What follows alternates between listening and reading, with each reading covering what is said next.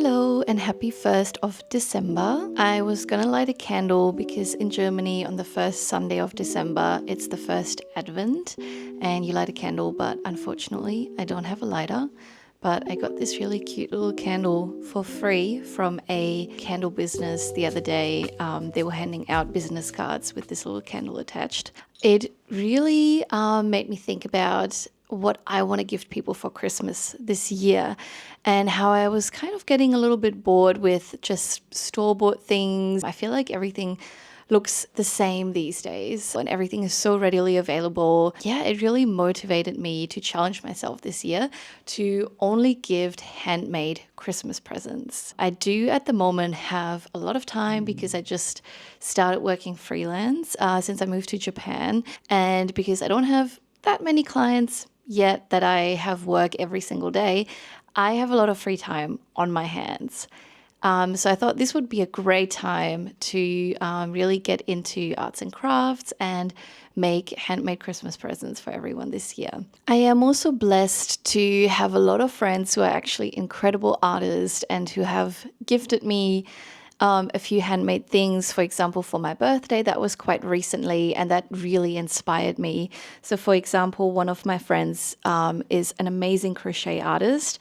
They made this little headpiece for me, which is in like a beautiful color. Something about handmade presents just feels very special to me. So this is why I wanted to attempt it this year as well.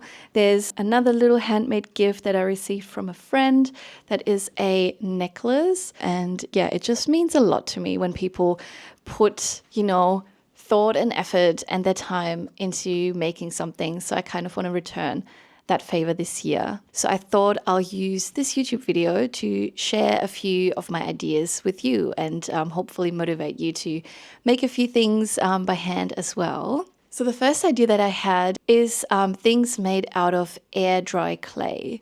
Now this is really crucial because I don't have an oven at the moment, so I can't make anything out of normal oven bake or kiln fired clay. So I thought, okay, air dry clay, that's something I can do because it just dries naturally if you leave it out in the open. And the number one thing that I want to make are air dry clay charms. So little charms that you could put on necklaces, for example, on bracelets. You could also add them to like a cute little bag charm collection. I feel like they're very versatile and charms kind of have their moment at the moment. So I thought that would be a really cute idea. So I already started on this project actually, and I'm using acrylic paints, air dry clay, and some very basic sealant, like a glossy sealant that you can put over it afterwards. So it is waterproof as well, and it gives it this nice glossy finish. I'm still a complete beginner, by the way, so definitely do your own research if you want to do it. Maybe I'll quickly show you what I've made so far. So these are a few of the charms I made. I wanted them to have this kind of traditional porcelain feel, so I painted them in white and blue, and then I also gave them a little bit of like a gold finish. This one has Miffy cherries on it, which I thought is such a cute little idea. And a little flower, some coffee or tea or matcha, whatever you want it to be. I would definitely want to make some more because I think they actually turn out really cute. So this was my first idea, and I might want to make also some little trinket plates, so like very small plates. I think that's also something that's very beginner friendly.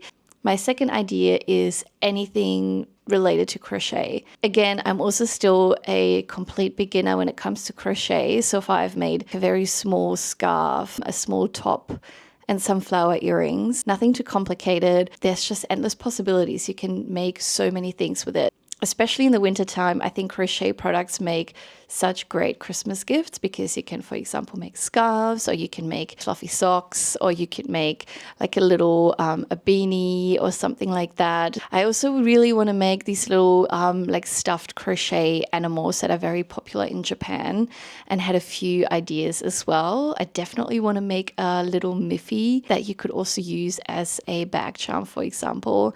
And I think they're just really cute, and hopefully they don't take too much time because they're fairly small. Crochet can also be used really well for accessories. So I saw some really cool inspo photos of something very simple, like little hair ties that have little crochet bows on them, or also hair clips that you can decorate using crochet, or you can also attach little crochet ribbons and bows to it. So I think these are some very easy and quick handmade gifts. What I really love about crochet is also that you can take your projects with you essentially anywhere. If you meet a friend at a cafe, for example, you can take it there. You can crochet on the train. As long as you have your yarn and your hook, you can essentially do it anywhere. And then one thing that I also really want to make this year is a photo calendar. My parents love photo calendars so much, especially because I live overseas, so they don't see me that regularly. I used to get them printed by a company, but I want to try this year to make it myself. So just buy the paper, like a nice maybe cardboard paper, and paint or draw the calendar, the individual days on it, and maybe already fill in some birthdays of family members and friends, and then just glue the photos to it and just personalize it a little bit. I thought that could be a cute way to make it even more special and even more personal. Then another thing that I think is quite easy to make but still really cute is little fabric ornaments. I really want to make these heart-shaped velvety ornaments that you can, again, use as a charm, but you can also hang them up on your Christmas tree. I think they're very versatile again, and I love how some of them are decorated with some embroidery details, maybe some pearls as well that you can like hang from the bottom. There's so many different ways to do this. And then Christmas cards. So a little story to that. My sister and I used to always make handmade Christmas cards for my parents because that was literally their favorite thing to receive for Christmas. They didn't want any big presents.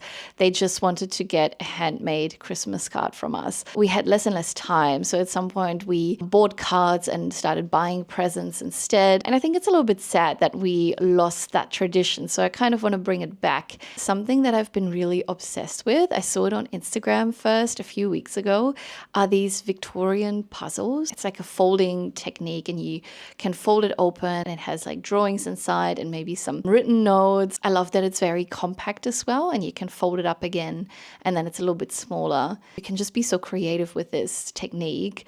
So I think this is something, because I haven't done this before, that I really want to try out this year as well. Last but not least, and this isn't technically a present or the present, but I've also been thinking about ways to package my presents. And I really like this Japanese way of gift wrapping, which is called furoshiki. Instead of wrapping things in paper, people actually wrap presents in like a fabric cloth in like a specific technique, and it looks very beautiful and also very elevated. And the fabric can of course very easily be reused. You can either, as the person gifting the present, take it with you again. I don't know if this goes against any customs if you're supposed to leave it, but technically you could probably take it with you, or you gift it to the person along with the present and they can reuse it. And it just seems to be such a more sustainable way of wrapping presents. So that's another thing I want to try out this year. And I thought, if I have the time, because I'm realizing this is all going to be quite time intensive, I thought it would be cute to hand embroider the name onto the fabric so that they can keep it or they can reuse it, but that it is personalized to them. I thought that would be really cute. There's honestly so many more things I would love to do, but I'm also realizing that there's only 24 days left of preparation. This is why I really wanted to stick to a few kind of key techniques, being using air dry clay, crochet, and Christmas cards. Hopefully this won't be too overwhelming, and hopefully I could inspire you to make a few handmade gifts this year as well. Feel free to share any cool ideas that you have in the comments, or if you have any questions to materials that I'm using or that I'm planning to use, definitely feel free to ask as well. But yes, I'm very excited to get started. I'm very excited to do this. I also have a few friends who want to do the same. So we're going to meet up and craft together, which I think is going to be really fun. I really hope you enjoyed this video and found it inspiring to make some handmade Christmas presents this year as well.